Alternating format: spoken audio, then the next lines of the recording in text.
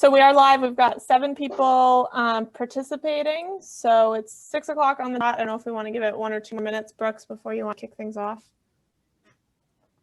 I think it's 6 o'clock, and that's when we said we'd go. So I think, in fairness to people's time who've come, that we should get going. So hopefully those in attendance can hear us and maybe see us. I'm not sure. I think maybe just looking at the PowerPoint. My name is Brooks Moore. I'm the Director of Development for the South Portland Housing Authority and our affiliated South Portland Housing Development Corporation.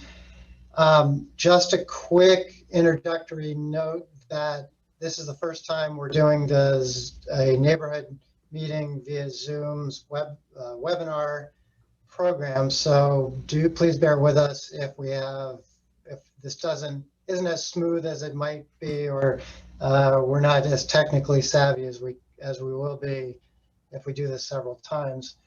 We're going to do a presentation of the project, and then we'll follow that up with a question and answer period.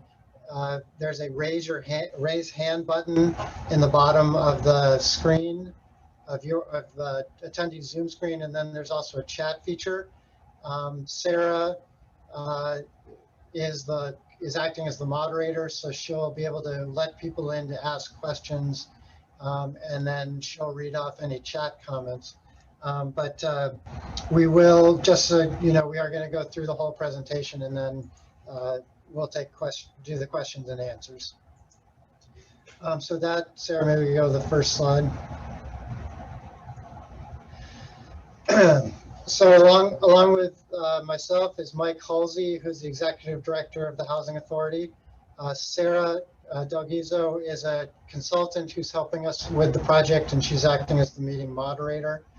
We've got Robin Tenenbaum, who's with CHA Architects, and she's joined also by Brian Curley. Also with us is Matt Phillips, who's our landscape architect, and Pat Coughlin, who's our civil engineer. So go to the next one. So I always like to start off our project meetings with a little bit about the South Portland Housing Authority. The Housing Authority is a quasi-municipal body. We are separate from the city, but our board of directors is appointed by the city council.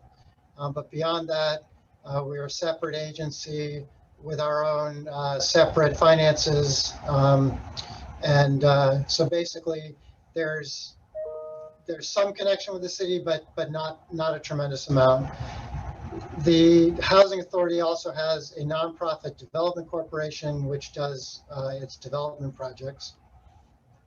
And in general, the mission of the South, where it is a nonprofit and, as I mentioned, quasi-municipal.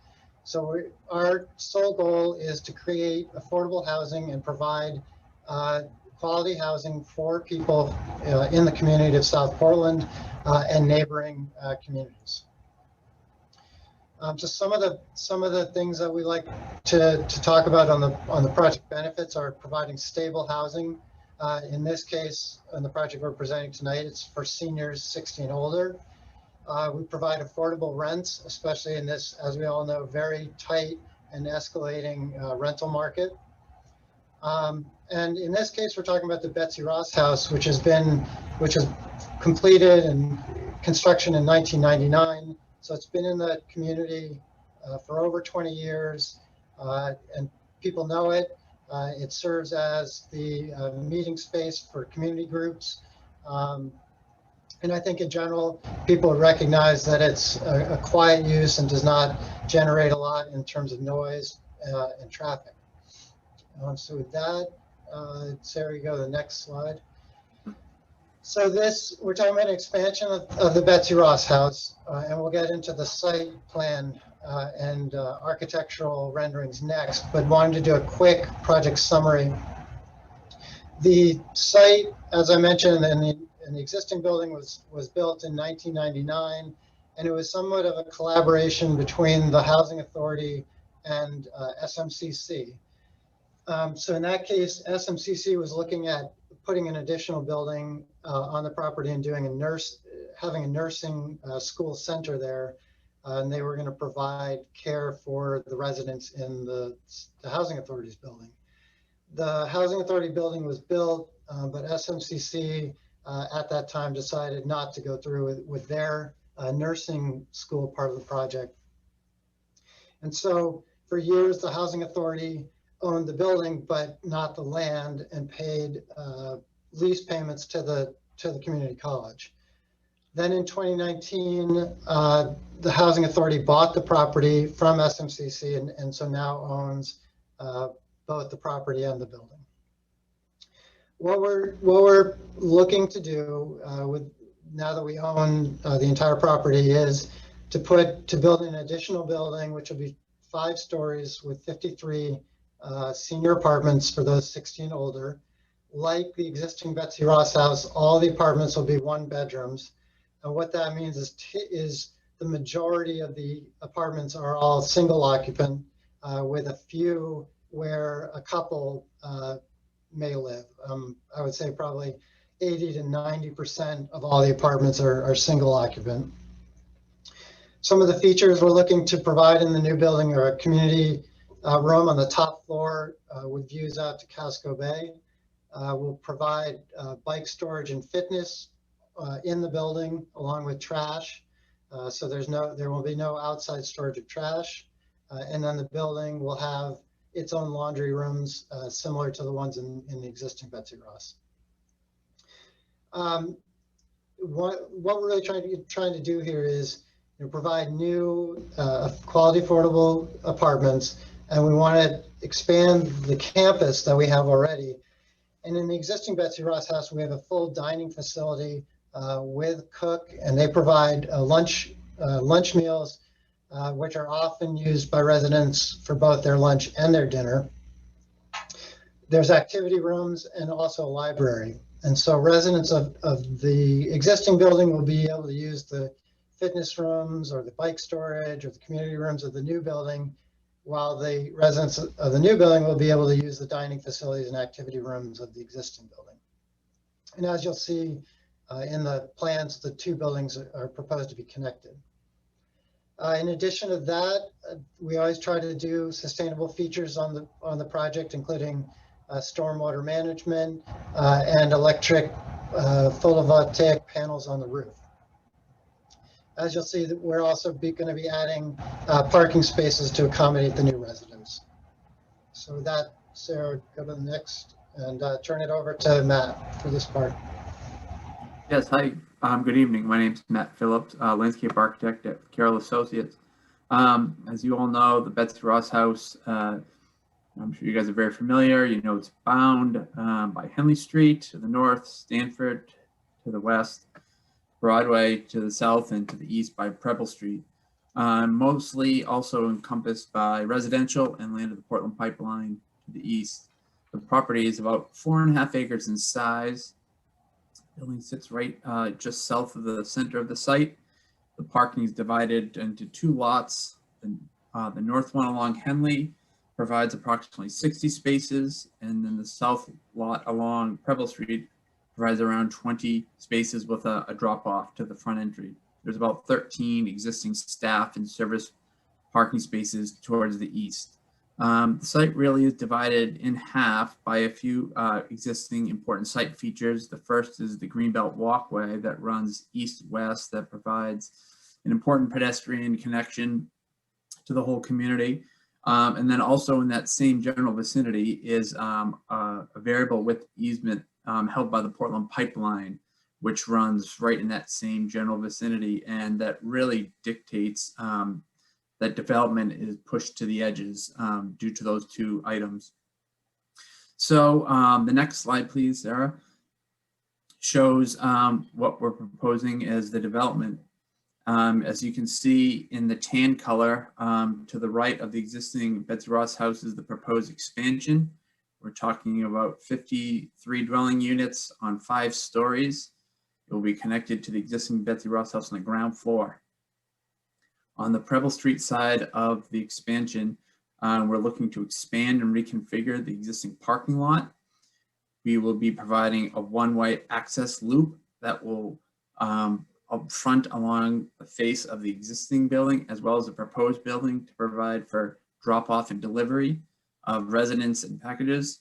Off that one-way loop, there's new angle parking, and on the other side of the angle parking is expanded head-in parking. We'll be adding approximately 9 spaces to this side for a total of 28 parking spaces. The parking will be divided by a raised curb, landscape, island, and sidewalk that will collect pedestrians and will bring them to either the existing building, the new building, or the campus sidewalk system. Also on the Preble Street side, at the end of Preble Street, there's sort of an informal parking and connection to the Green Belt Trail. We will be formalizing this a little bit with some better defined parking, better defined trailhead with a small plaza and enhancements with some benches, some planting, and a meandering walkway through to the Greenbelt itself. On the Henley Street side, the north side of the property, we'll be providing the bulk of the parking, where we're looking at approximately adding 40 parking spaces. We will be expanding the existing parking lot to the east and north, and also providing a new curb cut on Henley Street. So the parking lot will no longer be a dead-end parking, but instead a loop system, which will provide for better circulation for vehicles and as well as emergency vehicles. The head-in parking will be expanded on both sides of the parking lot and at the end along the Portland Pipeline land. And a sidewalk will be added in similar fashion to the existing parking lot, and it will collect pedestrians to a centralized walkway that will go from the parking lot to the rear of the Betsy Ross house. It will cross the Greenbelt in similar fashion to the existing crossing that occurs now. A few other locations throughout the site will be adding parking here and there at the end of the dead-end parking lot on Henley and Stanford. There's a few extra spaces added there, and then a few scattered throughout for service, etc. The property is supposed to be landscaped significantly and to match the existing manner that the current property has. And I believe, let's see, I believe that's about it at this point. And now I wanted to just toss it over to the architects to get into the building. Thanks, Matt. Hi, good evening, everyone. My name is Robin Tannenbaum, and I'm an architect with CHA Architecture. I'm here with Brian Curley, also from CHA Architecture. So what you're looking at are elevations of the proposed buildings. These are schematic in nature. And if you look at the top elevation, this is, we call it the Preble Street view, but it's the, you know, when you come down and the parking loop that's kind of parallel to Broadway, that's the view we're looking at. The existing Betsy Ross building is shown on the left, and then on the lower view, it's shown on the right. And something interesting to point out is that the Betsy Ross house is 8 stories at its tallest from Henley Street, because it starts with an extra grade level floor. But on the Preble Street side, it's 7 stories. So it's 7 stories of units, I should say. Our building also has an entry on the Henley Street side and is 5 floors of units. You'll notice that it's not as tall as the existing building, and it tops out roughly where the cornice line of below the top floor of the existing building is. The reason that they have 7 floors of housing and we have 5 floors of housing, but we're only a floor below, is that the floor to floor height in the existing building is quite low. So when we've made that a little more realistic for construction and mechanical systems, we can't match it floor to floor.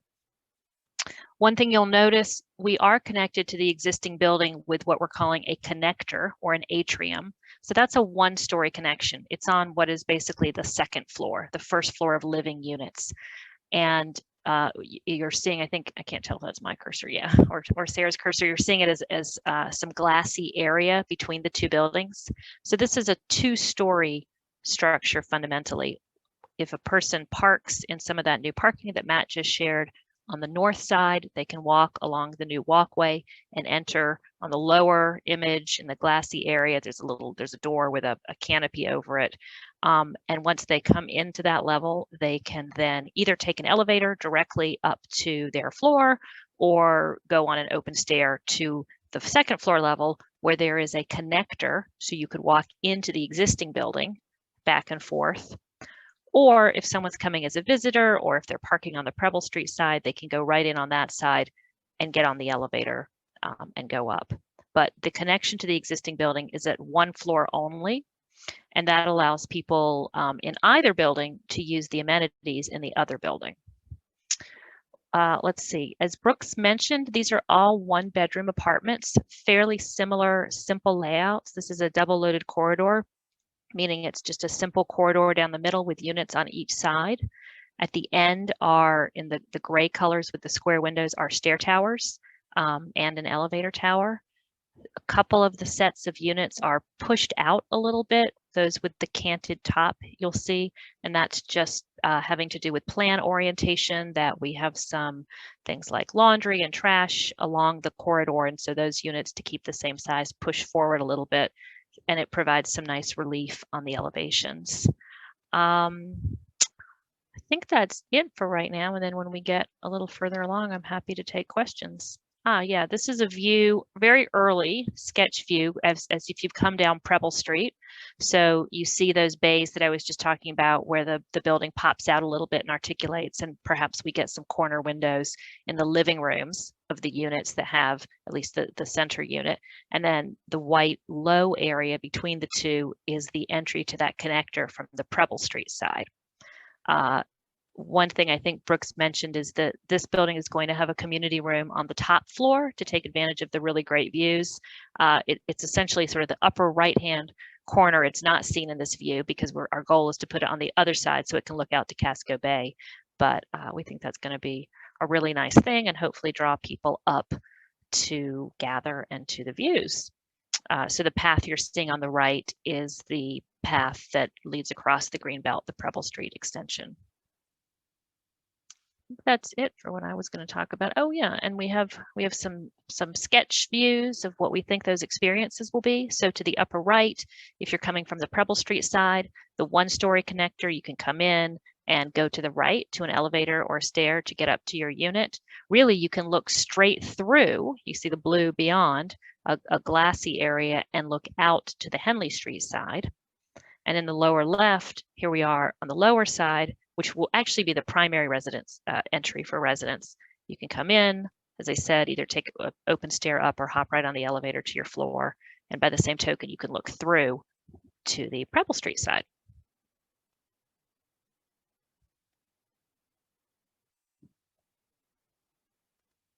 And now I think Brooks is going to talk a little bit about parking on the site. Yeah, thanks, Robin. Yeah. So a couple of items from experience know that are always items of interest. And so one is parking and the other is traffic. So I'll go through parking first. As Matt showed the areas of the new parking and the general amounts in each new area. So I thought it was worth noting that currently you'll see in the table at the top of the slide, there's 123 apartments currently with 92 parking spaces. So that comes out to a ratio of a ratio of 0.75 parking spaces for every apartment, meaning that in the current situation, there are less than one parking space for every apartment. In the proposed, we will also continue to have less than one parking space for every apartment. However, the ratio will be such that we will have more parking per apartment than we do today. So as you can see in the post development, we'll have 0.81 parking spaces for every apartment. A couple other things worth noting on this property today and will be in the future. All residents and people parking on the property must have a parking permit.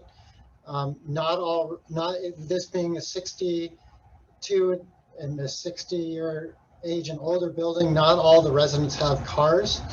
So currently, we keep track of all the permit holders, and there are 67% of the apartments have a car. So with 67% having a car, in today's today in the amount of parking we have, there theoretically would be 9 parking spaces available at any given time. What we find is that actually that there are more available because of some are for staff, and there's shared parking between the two uses, or the residents and the staff. In the after development, with the ratio that we'll have, if assuming 67% of the new residents also have a car, we'd have 24 available parking spaces. So going from 9 to 24. So based on our experience, we feel like there'll be more than enough parking provided for the new building. Sarah, you can go to the next slide. And then on traffic, we know that Broadway has been and is a area of concern for the city in terms of traffic volumes, in particular when the college is in session. We would say that, and one of the reasons we feel comfortable proposing this use is that senior housing and also combined being senior affordable housing is one of the lowest traffic generating land uses that is out there. So our traffic engineer did some quick numbers. They're still working on the full traffic study, but in their model, the new building would generate 4 trips in the morning, peak hours, which is between 7 and 9 a.m., and 10 trips during the peak hour, which is between, I believe, 4 and 6 p.m. So as you can see, that is a very low use when you consider other uses such as drive-through restaurants or coffee shops or things like that. And I think from what, anecdotally one sees there today, there's not a lot of traffic coming in and out of the Betsy Ross house, and with the same population in the proposed building, we expect the situation to be the same. Also, worth noting, there are no high crash locations within the vicinity of the property, and that's a Maine Department of Transportation classification for intersections where there's a prevalence of traffic accidents. So with that, Sarah, I think so quickly on the next steps for this project is we had a resident meetings with our residents earlier this week. We're having this meeting tonight. We'll then go to the city council later this spring and probably take a few meetings where we'll present. The property already has what's called a conditional zone, which means it has a different zone that was created just for the building, and we'll propose amendments to that existing conditional zone to accommodate the new building. Primarily, that's allowing us to add the additional apartments. And then if the city council grants that amendment to the zone, we'll go to the planning board in the summer. We'll then spend quite a bit of time doing design development and obtaining all the remainder of the financing we need. So that process is quite lengthy. So the earliest that construction would commence would be the summer of 2022. So that's a year from this summer. And then these projects take about 12 to 14 months to complete. So would not be constructed and completed until the fall of 2023. So that's just the last slide is my contact information, which is also on the flyers that were mailed out, but I'm happy at any point to answer emails or questions by phone. With that, Sarah, maybe go back to the site plan and we can open it up for questions. Yep, and we've gotten, do you want this slide, Brooks, or the one before? Typically use the site plan that's earlier. Okay. And we have gotten a few questions in the chat. and we have a hand raised. So maybe I'll address the questions in the chat first, and then if people want to raise their hands if they have additional questions as we move forward. So the first question, Brooks, is about guest parking. So where will guests park? So we anticipate that we'll have people parking by permit, as in today. Most of the residents will park in the lower lot along Henley Street. We expect guest parking will be in the parking lot by the bus shelter, which today always has extra spaces. And then there's a parking lot that's where the arrow is, which is adjacent to our staff parking, where there's spaces. And then there may be a few guest parking spaces up in the area closer to Preble Street Extension. And then the next comment that came in is from Pam, and I'm wondering if Pam might want to elaborate on this a little bit. So the comment is that we're not taking into consideration Henley Street residents across the Village Court condominiums, and I'm not sure exactly the context. So Pam, if you want to raise your hand and elaborate on that comment, I'd be happy to elevate you to be able to chat about it. All right, I'm gonna call on Pam. All right, Pam, you should be able to, there you go. Can you hear me? Hi, can you hear me? Sorry. Can you hear me? Yes, we can. Yes. Okay, so I'm a resident of Village Court condominiums across on Henley Street from the Betsy Ross, which we appreciate. I guess I'm a little bit confused. Maybe I don't understand. It sounds like you're going to add a drive, an additional drive, which is going to, it seems like that's going to cause parking, and not only parking, but just on the street itself, an unsafe situation is what I'm getting at. And oh, by the way, I'm just going to start with that, and then I could add a bunch of other stuff, but I'm initially just concerned if you're adding a driveway on to Henley Street into this additional parking, how it's going to impact traffic down Henley, because there's traffic. So that's all. I'm just asking for feedback.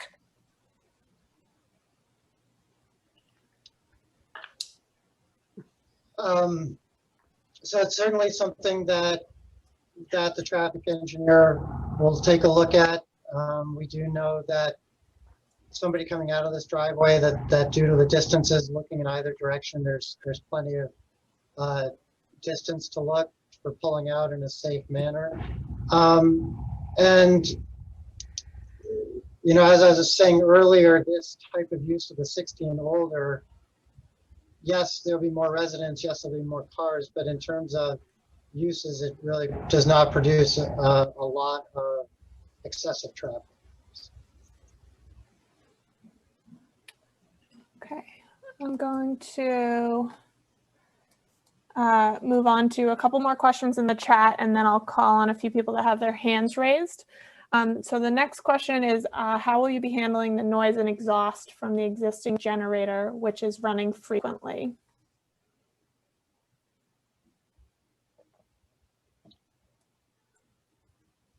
My understanding is it's a diesel generator. The new building would have we anticipate a natural gas generator. The generator that's there now is existing, and it's certainly, we can bring up to our maintenance department that it's running more than, I believe it's supposed to run once a week to cycle, but it's certainly something we can alert our maintenance department to. But the new building would most likely have a natural gas generator, which would be quieter and not produce the same kind of fumes as a diesel generator. Another thing to keep in mind with the generator is it can be scheduled. The test run can be scheduled, so it's a time when it'd be less disruptive to folks. So giving some thought to when that best time is, we earmark that. So good point. The next question in the chat is about snow. So where will plowed snow be placed? And will this include paving over the current snow lot? And then in a similar vein, what is the percentage of impervious surface on the lot today versus proposed?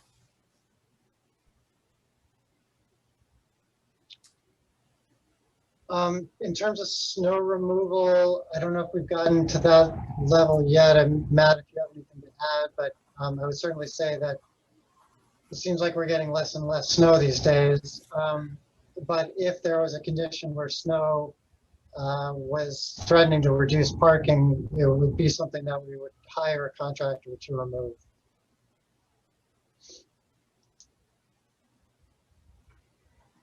I'm going to go ahead and call on one of the people with their hands up. So I'm going to allow Prudence to chime in. Prudence, you should be allowed to unmute and ask your question. Can you hear me? Yes. Okay. I do have concerns, like another caller. I have concerns about the second or the additional entrance or exit to the parking lot because it runs between the two driveways that we have at Henley Street condos. Just a little concerned, and they're closer to where the curve is, where people, the oil tankers come up going quite fast around that curve. And so you've added another element to, and especially turning left onto the roads, just a concern that I have. I understand that you want to have another egress out for emergency vehicles, but I'm concerned about this additional entrance onto this situation on the road. Also concerned that we have a lot of landscaping. I live in the condos across the street, and I don't really want to look at an additional, how many spots is it? I can't remember. Anyway, the additional number of cars that I'm going to have to look at. So we're hoping that you'll put in something quickly that will give us something to hide looking at these additional cars. We have some nice property across the street and we all want to get along and so forth, but I want to be able to look at on something other than somebody's license plate is a consideration. And from what I can figure out, there's really not going to be any lawn left at all between where we are now and the edge. So you're going to go right up to the edge of the Portland Pipeline property from what I can figure out. Is that correct?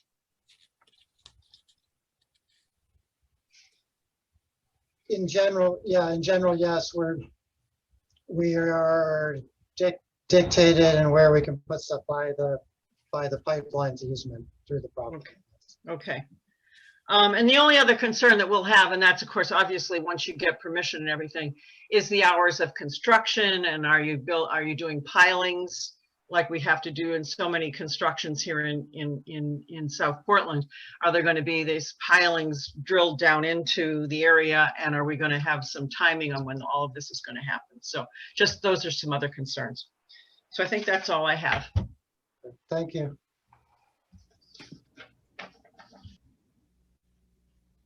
All right, the next question, I'll go to the chat and then I'll go back to people that have their hands raised. So the next question is from Emily. This part of Ferry Village has existing issues with drainage and standing water. This project will significantly increase impervious surface in the area. How will you address this issue?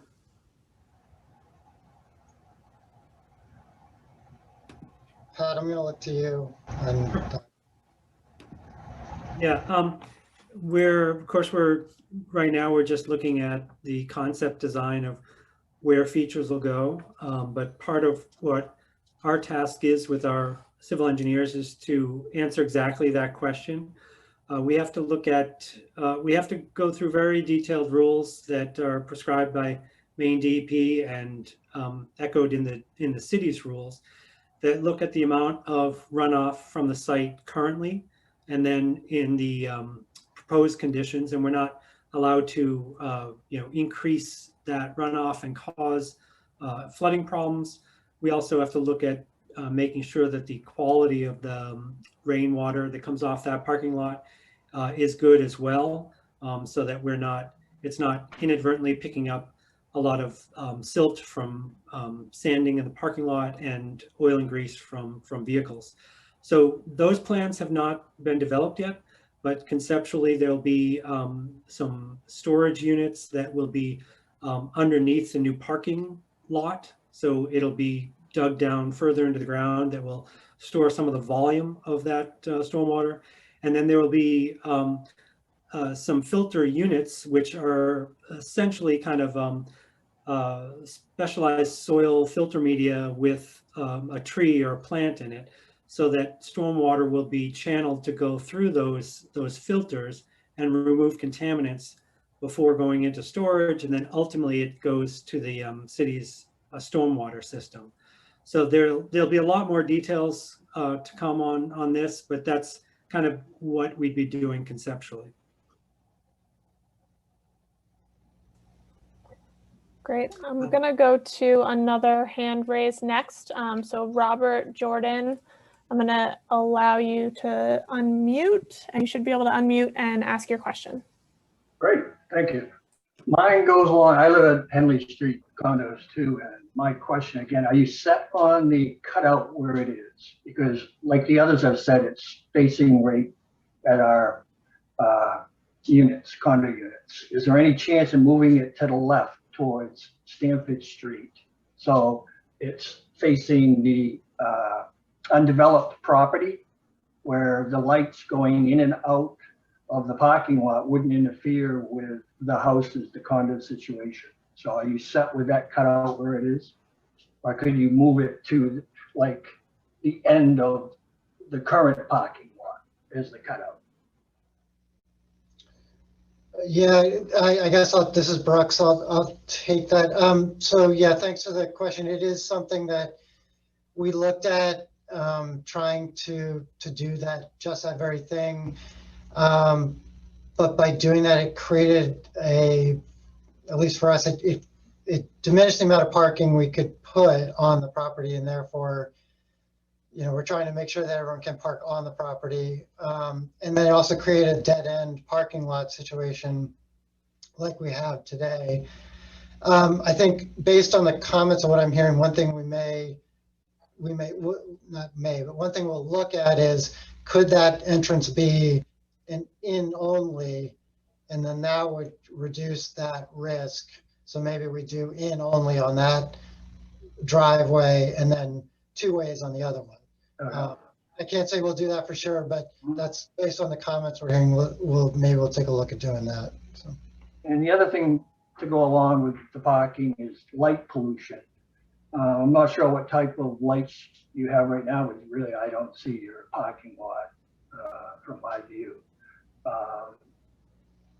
But I know the Portland Pipeline installed 2 new floodlights at their property about 2 months ago. And it's lighting up the whole neighborhood. There's really no excuse for doing it. They should put it on either a timer or the movement for coming on and off. And I'm hoping your current lighting situation will address that to make sure that it's not creating lightness in the dark all night long. Does that make sense? Yeah. Detector, I'm thinking, if you looked at the Portland Pipeline, they should have put in motion detector. Yeah. Really. We have some meetings with the pipeline because it's Yeah. over our property. We can certainly mention that to them. In terms of our project, we are always required by the city to put lights in that only cast straight down and have cutoffs, so to reduce light pollution. Something we've done on other projects too is put in light poles that have shorter height to try to further reduce any And spillover. I noticed yours are a lot lower than the pipeline lights that I'm talking about. Yeah. The other question goes along with the drainage and the water retention. Right now, your property, I walk throughout the city of Portland every day almost. And you have one of the worst sidewalks on the green belt there is. Where you have the new entrance coming up from the parking lot, that's quite a steep slope. First of all, how are you going to address that slopeness going up to the new addition? Is it going to be stairs, or is it going to be a sidewalk that is sloped up to the new building? Matt, do you want to take that, or Pat? Yeah, hi. Yeah, that's a good question, and we do have an answer for that. The parking lot will be built up slightly, so the grade of the parking lot will come up from the existing grade of the ground there, and so the walkway from the parking lot to the green belt, and then from the green belt back to the building, will all be slopes that are under, I think they're 4% and under, so they're very minimal slopes. There will be less steep than that existing section of green belt in the vicinity right there. And so we'll be grading the walkway to accommodate pedestrians, and even anybody that's disabled. They will all be within acceptable slope ranges. Yeah, because where you have the little black area, that is the slipperiest, iciest part. Almost probably 2 or 3 months of the year, people are walking on the side of the hill or climbing. It's just treacherous right there. And I'm just interested in how you're going to design the seepage, the water runoff, so you don't have a really bad hazard right there. Because currently, right now, it's very bad at the end of winter, where the ice starts to melt, it runs across the green belt, and it freezes every day, and nobody takes care of it. It is treacherous. And the hill right next to the old Betsy Ross toward Preble Street is really treacherous too. For people walking, I can't imagine somebody being disabled in its current format. So you need to pay attention to that area right there, is all I'm saying. Okay, that's very helpful. Thank you. And I believe one last question. I know probably city rules don't allow you to put up a smoking shelter, but currently right now, they stand in front of our Henley Street, one of our entryways, and when there's 8 or 9 of them out there smoking, just the vapor, the trash that blows across the street into our parking lot. Is there any way you can address where, if people want to smoke, that they can do it in a less inconvenient place? I can't. Yeah, I can't promise you anything. It's an ongoing sort of with our board of directors. They're wanting to have smoke-free campuses. That being said, we're building a new building in Thornton Heights that has a smoking shelter on the property. So it's something that we will bring up to them to ask if we can do something here as well. So, Okay. Yeah, well, thank you for the comment. Yeah. And just one last one. We're doing a revaluation of the property tax. Was this project looked at when they reevaluated the Henley Street condominiums? Did they look at the impact that it might have on the valuation of the properties? Not to my knowledge. Okay. Just curious. Thank you. No, they didn't. All right. Thank you, Robert. I'm going to go to the next person. So we have a couple comments in the chat from John Rich, and then I saw that he did have his hand up. So I'll read the comments, and then if you want to chime in, feel free to put your hand up again, and I'll call on you. So a couple of his comments. I live at Village Court as well, and we're concerned with parking as well. The oil trucks come around the corner very fast, which is much more dangerous than the parking entrance down further. Also concerned about property values and want to be sure it is very well landscaped. Another comment about the generator, waking them up and causing noise pollution problems.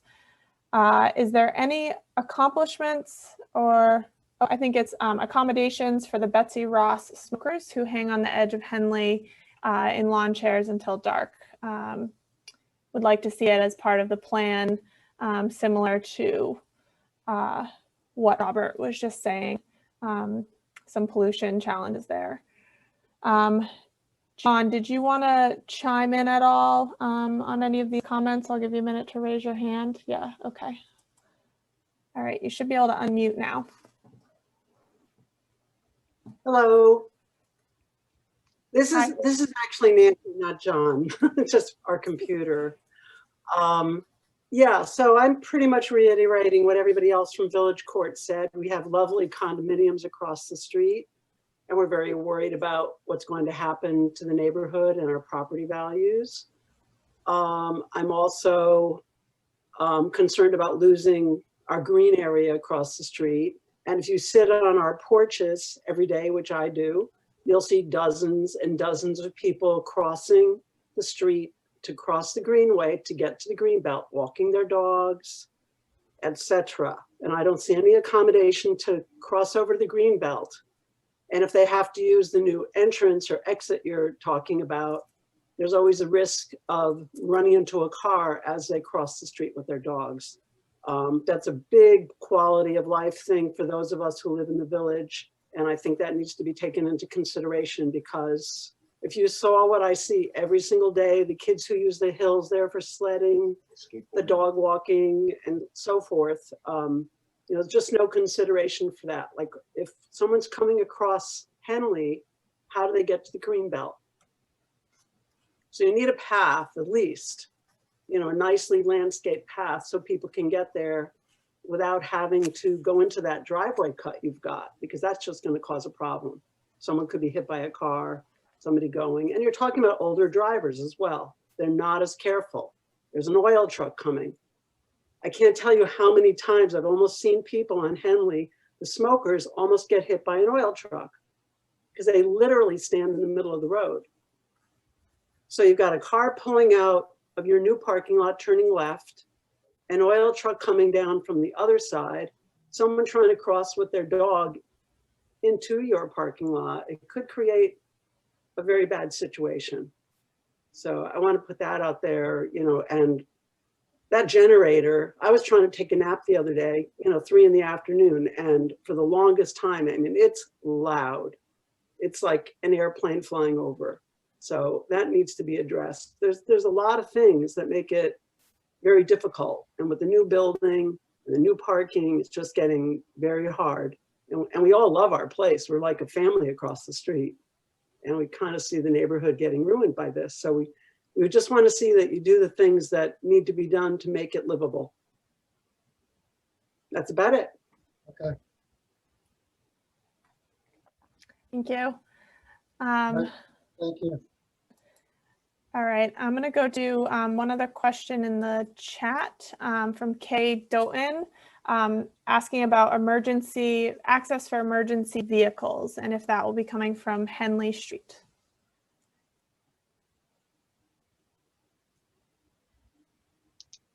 I guess I would say that it would not be any different than what the fire department or the emergency department's practices are today. So next I'm going to go to Prudence, who has had her hand up for a bit. I will allow you, you should be able to unmute now, Prudence. I already spoke. Oh, okay. You didn't have another comment? No, I don't. Okay, great. Thank you. Okay. All right, back to the chat. There's just maybe 2 other comments. So one from Roanne about water issues, not just snow, which I think Pat addressed in the neighborhood. And then another question, how many trees will the neighborhood be losing from this project? Do you have plans to replace or increase the trees on the property as part of the landscaping plans? Matt, do you want to answer that? Yeah, absolutely. I'm not exactly sure on the number of trees that will be lost, but the majority of the trees that fall within the building, the area of the proposed building, I think there's a handful of 5 or 6 trees maybe along the existing parking lot. And then there'll be obviously some trees along the very edge of Henley Street where it meets the pipeline, where our driveway is currently shown, some in there, and some in the parking lot there. But other than that, there's not a stand or a large section of trees that we're going to be taking out. And as you can see, I mean, these are just preliminary plans, but it's relatively heavily landscaped in the proposed conditions. So I feel like it's probably going to work out pretty well in the end as far as a wash or even a net increase. Great. So those are all the comments I have in the chat, and I don't see any hands up. Does anyone have any additional comments or, oh, we got one more hand. All right, Rosemary, I'm allowing you to unmute. You should be able to unmute and talk now. Thank you. Rosemary DeAngelis, Pleasantdale. I was really concerned about how you do that unmute, so I was really nervous that I wasn't going to see it. I just wanted to say what I think are some very positive things about this project. First, I chair the Bicycle Pedestrian Committee in South Portland, and one of the things that might seem like a stretch for our committee, but it really isn't, is discussion that we have about accessibility and about the need for affordable housing. And so I think that having another project like this by the Housing Authority that is set up for those 60 and older is so desperately needed in our city. And we're constantly looking for affordable housing for those of us who are getting a bit older, that also is in an area like this where there is access to the green belt and access to public transportation, the busing system. So I think that that's a really wonderful thing about this.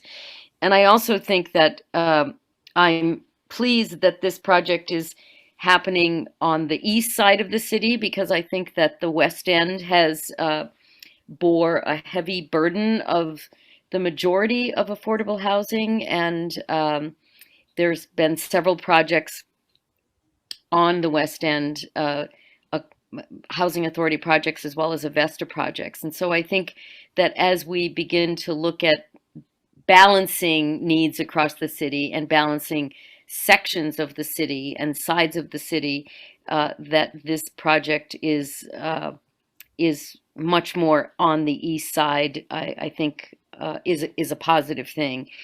I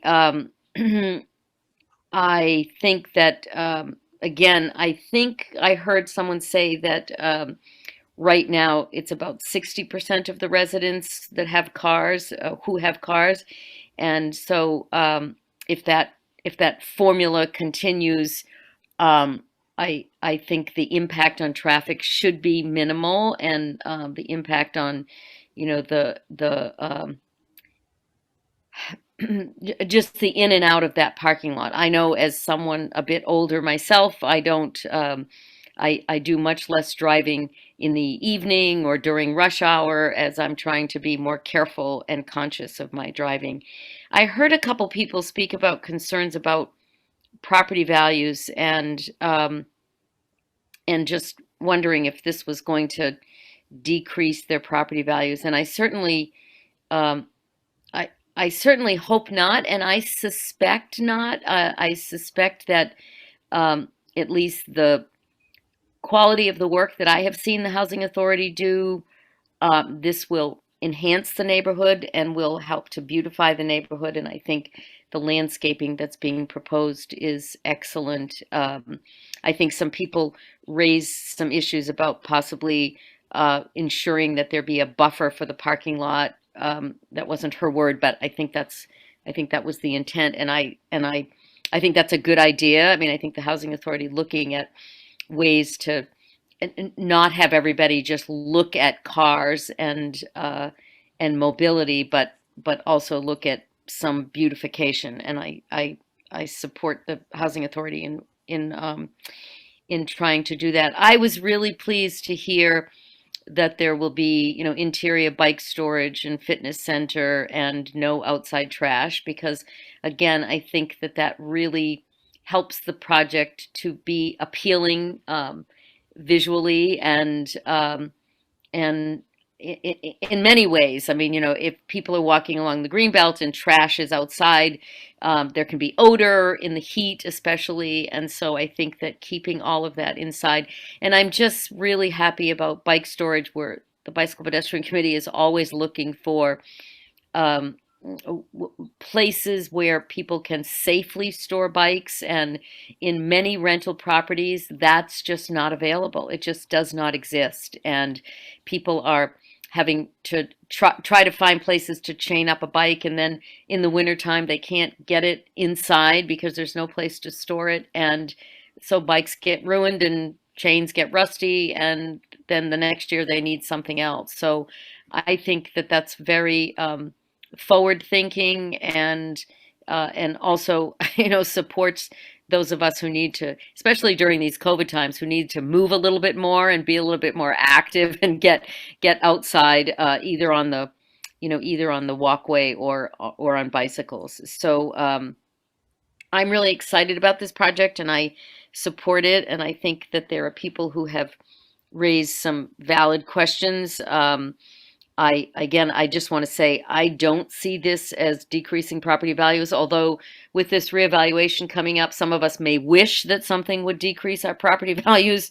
That's where I think some of us are going to really get hit with that no matter what. And, I just did want to support Brooke's comment that in terms of runoff and water, all of those guidelines, the city has done a really good job with setting up guidelines through water resource that must be followed in order to ensure safe runoff and that the drainage system can support it. And those guidelines have to be followed by the Housing Authority just like anybody else. So I hope that puts some residents at ease, because those guidelines are very clearly stated and quite stringent, and runoff is a concern. But I believe the Housing Authority will handle that in its design. So I'm just excited about this project, as I am about the one that's almost ready to open on Main Street and on the other side of the city. And I applaud the Housing Authority in its effort to continue to address the issue of affordable housing in this city. So I welcome this project, and I thank you for this opportunity to speak. Great. Thank you. Thank you. So as I'm going to the next person who has their hand up, there was one comment that came in the chat that I think we could address. So a question about why the right-hand parking lot is not being utilized for more overflow parking. That would cut down on parking spaces that would be needed on the left-hand side in front of Village Court. I'm guessing that they mean utilizing this area for additional parking. While someone is answering that, I'm going to call on the next person and allow them to talk, which will be Robert Jordan. I can answer it if you'd like, Brooks. Or... Yeah, sure, go ahead. Sure. I mean, if you see there's along the Greenway path, there's Greenway on either side of the path. That also roughly corresponds to the easement that Portland Pipeline has across the property. Beneath that Greenway a series of pipelines that are integral to the Portland Pipeline's operations. That easement restricts us from doing just about anything on top of that grass. And so we cannot put parking lots on top of there, and the crossing it, as we are proposing to do with the additional walkway, will have to be negotiated with the pipeline just to give us access to the building. So we would love to have more areas to park, but that's not available to us. So we're having to use those areas that are further down in front of the village court area. Thank you. Robert, you should be unmuted and able to ask a question. Great. First of all, I agree. This is a great project. I'm all for it. I just hope it's done in a pleasing way that satisfies everybody in the village. One other concern that I have is right now, I believe Henley Street, there's no parking on the right side. Is that correct? On the Betsy Ross side on Henley Street? Are you aware of that? It's not something I've looked at. Simply currently, I think there is no parking. Yeah. I think is that gonna? I just asking, is that going to continue no parking? Because we have another problem that the oil tankers come right to our little strip after they pull out of the terminal, and they park right in front of our little green area, and they rev their engines and keep it running and do their paperwork or whatever. And we've had multiple run-ins with them. It hasn't been so bad lately, but is there anything they can do to have maybe no park? I don't know what you're gonna do in a snow emergency or things like that. I just think you're gonna have a major problem with the snow. I mean, like someone mentioned, that's where they plow all your parking lot snow is in the new area. I say good luck with that. Because you can't plow it up at the end because that's your entrance. I don't know where you're going to put it. So anyway, I would just like someone to take a look at is it going to be on-street parking or continue to be no parking in that area? We're not looking at doing any on-street parking. We based on the plan as it stands, we anticipate there being more than enough parking and more parking than there is today. Okay. But in terms of any trucks or existing, no parking, that's certainly if you're seeing problems, the police department, I believe, I guess I would contact your city council and also the police department. We've done that. I've had to take my golfing lessons on keep a few of them away. You know what I mean? Anyway, thank you. Sure. I also suggest, if you haven't tried, just the terminals where the trucks are going in and out of, certainly many of them are concerned about their image and interaction with neighbors. So if you haven't reached out to them with your concerns, I suggest you do that as a start, because they can exercise some control over their vendors. Yeah, we've done that. All right, we're gonna go to the next person with their hand up, Stephen Link. You should be able to unmute now and ask your question. Sure, good evening. Two questions. What's the anticipated timeline, if all goes well, through your process? And the second question is, recently the folks that are developing the shipyard down the street, which is just around the corner, have brought your name up on several occasions of high level or high rise apartment, affordable living down there. Is this in addition to what you're building, or how does that dovetail into it? Because they seem to be very reliant on, I guess, your participation in that. Huh, interesting. Okay. So the timeline, we will have to put an application into the city council. And so that would, based on what we still have to do, I would anticipate it would not come up until, on a city council agenda, until late, the second meeting in May or probably in June at the earliest. And for all those meetings, for this meeting, we mailed out flyers to everyone within 500 feet of the property. That's the same standard the city uses. So any application we make, the notices will go out to the same people that we sent out flyers for this.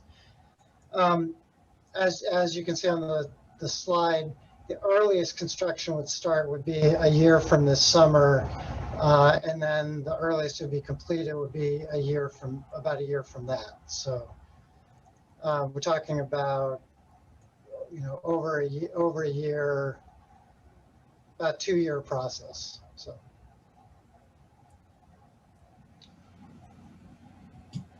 Oh, sorry. And then you asked about the folks down at the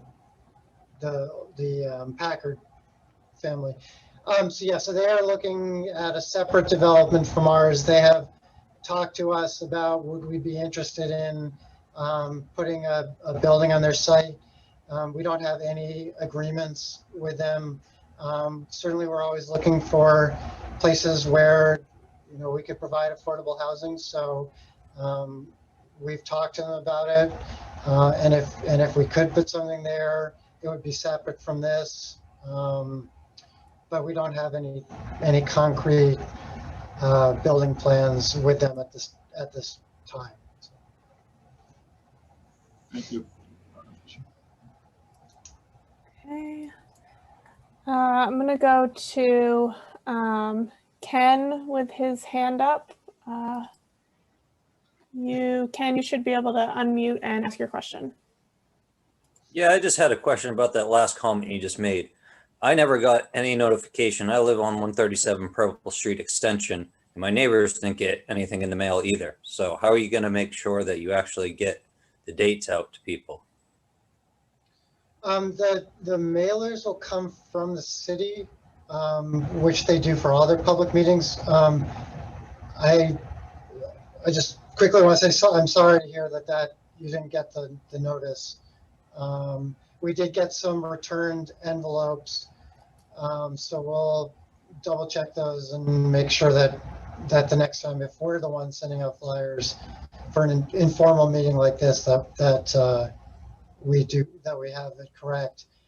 But in terms of city council, planning board, all those stages, the city's the one that sends out the mailings, and so they use their address lists. Okay, thank you. Right.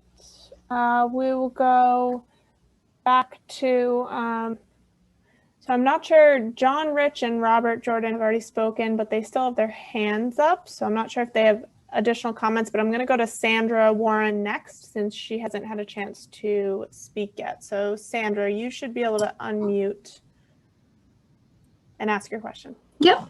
Can you hear me okay? Yep. Awesome. Thank you, Sarah. Hi, everyone. So I just had a question about kind of what Go Green initiatives you might be including in the building and its design. I noticed you have lots of green space that you're trying to incorporate there.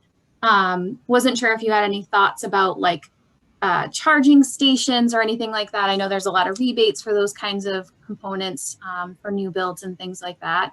Wasn't sure if that was considered here. I know that it's the type of housing that you're putting in that might not be a component of the build, but just wanted to ask and see if that was something that you had or other initiatives that you guys are taking when you're building the property. And did want to ask too, if you could speak to maybe more about the nexus of the residents that are living in Betsy Ross House and the services that are provided. It seems kind of like this additional project will dovetail on that and really help people to kind of age in place in theory, based on what sounds like what you're trying to do. If you could kind of talk more about the services that are currently at Betsy Ross House and how that plays into effect to the people that would be living there in the future as well. Thanks, Sandy. So yeah, as I mentioned, during the presentation, we always try to do solar panels on the roof.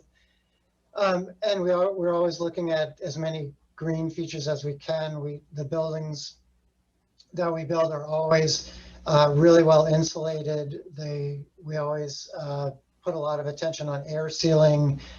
The building that we're building in Thornton Heights is all triple paned glass windows.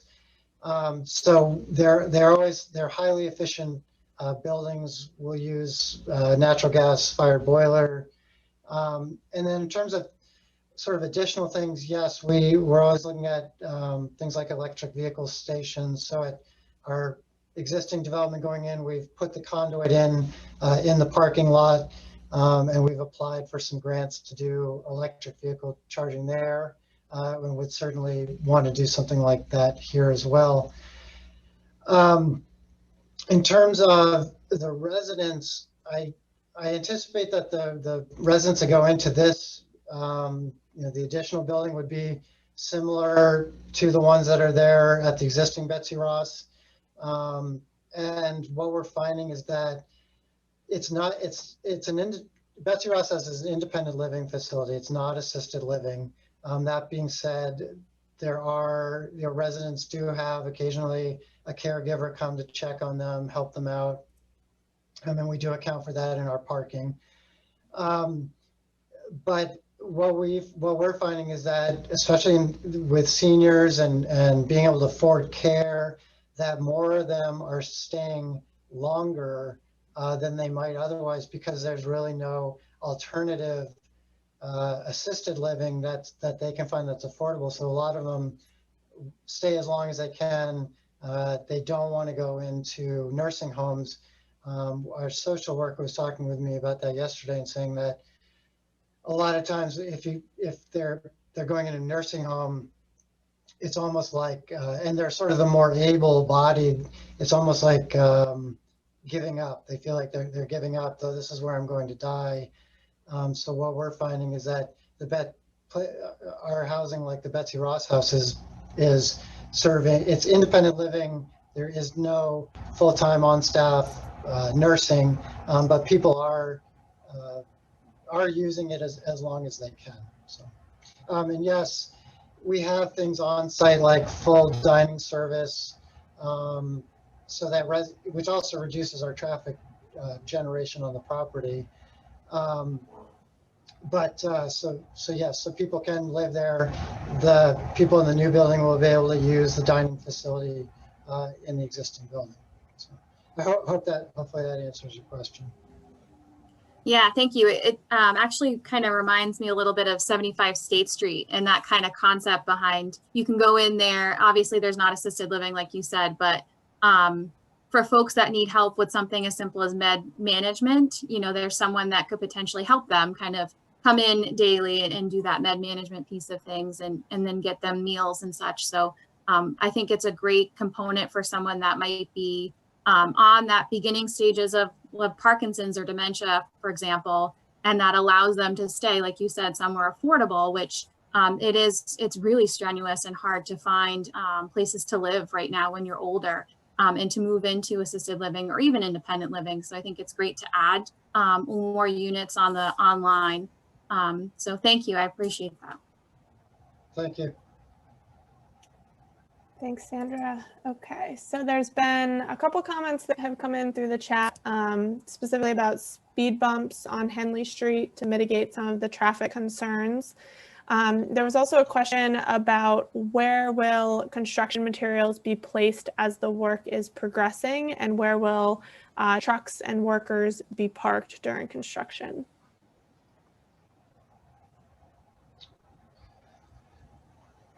We haven't gotten that far, but I would say that on a site like this, most likely we would use the area on the property where we're proposing the new parking near Henley Street. That would be where the contractors would use for laydown or storage during construction.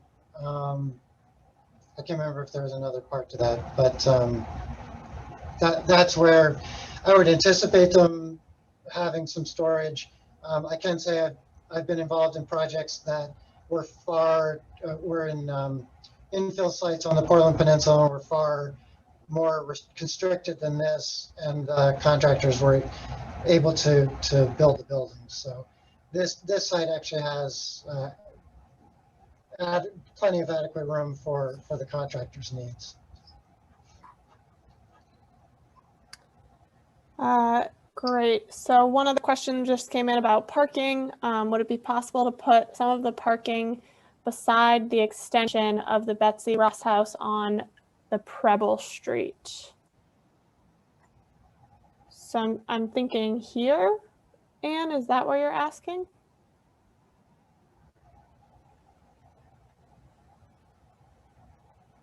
Yes. If that's the area, that area, the Portland Pipeline, almost, they don't own, they have an easement that was granted back by the US government when these properties were created following the decommissioning of the Liberty Ship building. And when they granted the easements and the land for the pipeline to put in their pipeline, they gave them the easement that runs along where the walking path is in the front of the building. They also granted them an easement over the walking path coming from Preble Street Extension. So we've tried to, or we've had to stay out of that area as well as a place for additional parking. And we're trying to be, I don't know if neighbor is a good word, but we're trying to be as amenable to the pipeline, and their always concerns about having anything that would restrict their ability to access their easements. So yeah, so we did look at all these areas, and we did ask the pipeline. We actually asked the pipeline for more encroachments than we're showing on this, but they told us, we're okay with you crossing for new pathway, but we don't want any additional encroachments for parking, unfortunately. So Robert Jordan has his hand up. I'm not sure if he has another comment, but Robert, I'm going to allow you to unmute if you have another question or comment. No, I thought I had my hand lowered. I'm Okay. all set. Thank you. I'll lower it for you. Thank you. Okay. And then another comment about parking. How about parking on the Preble Street side above the easement?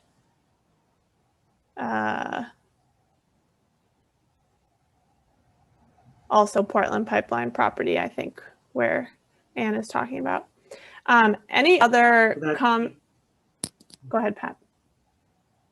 I was just going to say that easement extends from Preble Street Extension all the way to the property line at the right along that area. So there is no additional area in that area. Yep. I think we've addressed all the comments in the chat. I don't see any hands up. I'll give people a moment if anyone has any additional questions. Oh, one's popped up. John, I will. Okay, you should be able to unmute and ask your question. Hi, it's Nancy again, not John.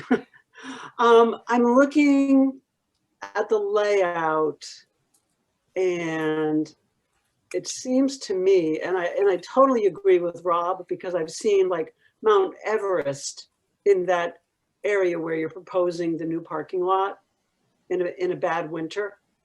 All the snow from that parking lot goes in that area where you're proposing parking. So I don't know where you're going to put it. I mean, it is Mount Everest. When those piles have melted, a couple of winters ago, there were bicycles in those piles. There were those things they put outside apartment buildings that people put their cigarettes in, because the snow trucks from Portland would dump their snow there, and also the snow from your parking lot. So what I'm doing, I'm looking at what you've got there. And even if you kept that cut into Henley Street to the far right, if you removed those 6 cars and ended your parking lot there, that would give you a little bit of green space where you might be able to put some snow, and would also, back to the dog walkers again, but it would also give a way to cross over to the green belt. for people who walk in the neighborhood? Do you need those parking places? Is there something that you can do within the rules of Betsy Ross House where only so many units are given to people with cars? So you can therefore sort of limit the parking to accommodate, you know, and if you don't have a car, then you get a place. But if you have a car, we only have, you know, 70 units for people with cars, let's say. And the other people who come in can't have cars. And there's got to be another way of doing it besides just looking at the space. Because I really think you're going to be in trouble for a variety of reasons with those parking places in there. If you took out those 2 trees and you took out those parking places, it would give you a little green belt. And I think it would solve a lot of problems. So maybe, I will reiterate, you solve the problem from within the rules of Betsy Ross House and who can be, you know, who can stay there. And maybe you don't need that many parking places then. Does that make sense? Yeah, it makes sense. I don't. It's something we'll certainly take into consideration. So. Okay. I'm done. Thanks, Nancy. All You're right. welcome. It looks like another question, will access to Greenbelt Walkway be impacted or limited during construction? And if so, what are the other options for walkers?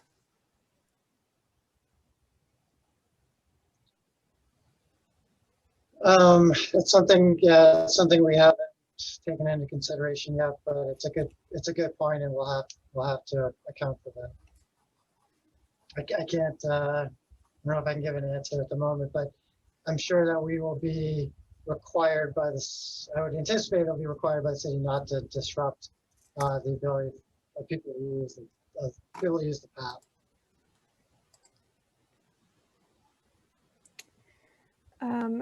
Great. And Anne has added a couple more comments about additional parking on the Preble Street side, but I'm still not exactly sure where she's suggesting.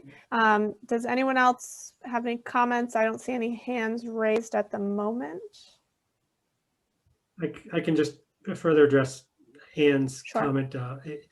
You may be talking about, as we're looking at the picture to the left of the building, left of the existing building.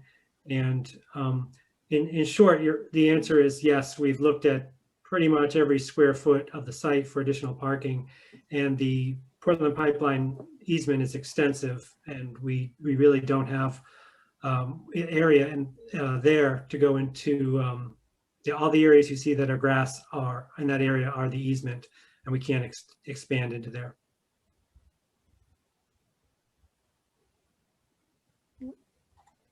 And I would say there are additional parking spaces that you can't see under these trees. Am I correct in saying that?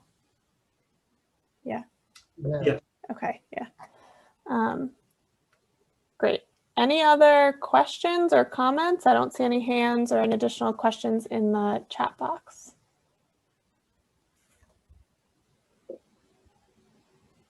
All right. Well, great. Well, I appreciate everybody taking time out of a nice evening to be here. And as I mentioned, we'll be going to the city, and they, as part of their process, we know that they will be sending out notifications. So, but there are a lot of good comments, and we'll take them all into consideration and make changes where we can make them. And we will, we'll be presenting everything at the city council. So again, thanks very much, and I appreciate it.